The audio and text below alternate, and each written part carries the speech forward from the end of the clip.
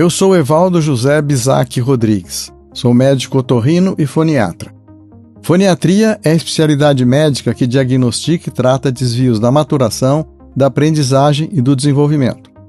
Portanto, diz respeito à fala, à leitura, à escrita e à organização e adaptação ao ambiente.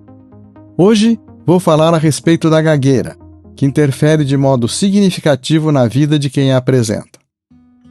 A gagueira representa uma situação clínica de muito desconforto para o falante e para seus interlocutores.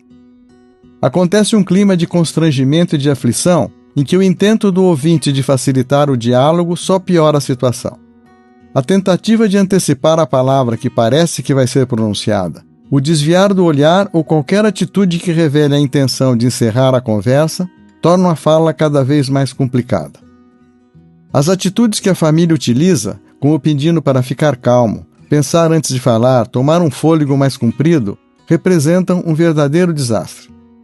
Colocam a criança num clima de intenso constrangimento e de desqualificação da sua mensagem. O insucesso que acontece em cada situação de comunicação vai gerando medo e desconforto que antecedem cada nova necessidade de comunicar.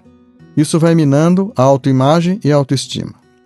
Falar passa a ser sentido como algo extremamente desagradável, em que pese períodos de melhor fluência.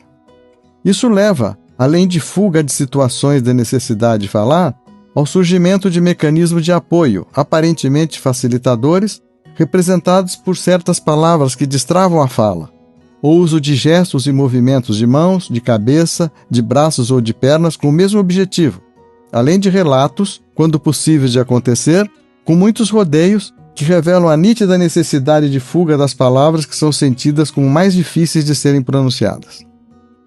Em muitos casos, o tipo de comportamento fechado e arredio que passa a ser observado traz enorme preocupação para a família, que vê sua criança inteligente e com bom potencial sendo colocada num contexto de muito constrangimento no seu ambiente social e escolar, que passa a ser evitado sempre que possível.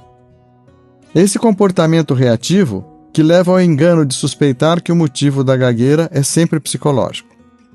Pois bem, a gagueira até se instalar percorre um caminho relativamente longo, em que pode ser observadas manifestações clínicas que apontam sua direção, uma vez que aproximadamente 50% das gagueiras estão instaladas até os 5 anos de idade, 80% até os 8 anos e 90% até os 12 anos.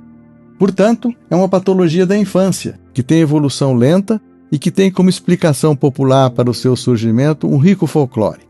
Ficou gago depois que nasceu irmão, porque levou um susto, os pais se separaram, faleceu um avô ou avó, o bicho de estimação fugiu e etc. Em realidade, o verdadeiro motivo está em alguma falha na complicada ordenação dos eventos que acontecem toda vez que se tem a intenção de falar. Há a necessidade de se definir a ideia a ser explicitada, evocar as palavras necessárias que precisam ser organizadas na sequência que deverão aparecer, obedecendo às nuances de concordância e do tempo verbal. Precisa ocorrer a programação dos movimentos necessários da laringe, palato mole, língua e lábios para a articulação dos sons que constituem cada palavra e na ordem que deverão estar, acontecer a tomada de ar necessária para vibrar as pregas vocais para a produção da voz e, por fim, a sincronização de todas essas etapas. Falha em qualquer um desses elos dessa cadeia pode levar ao comprometimento do ritmo da fala, que é a gagueira.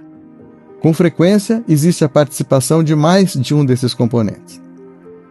Também é importante lembrar que, como acontece em qualquer contexto clínico, como paralisias, cegueira, gestação, etc., também pode existir a gagueira psicológica, que é um diagnóstico a que se chega depois de necessariamente excluídos os demais motivos mencionados.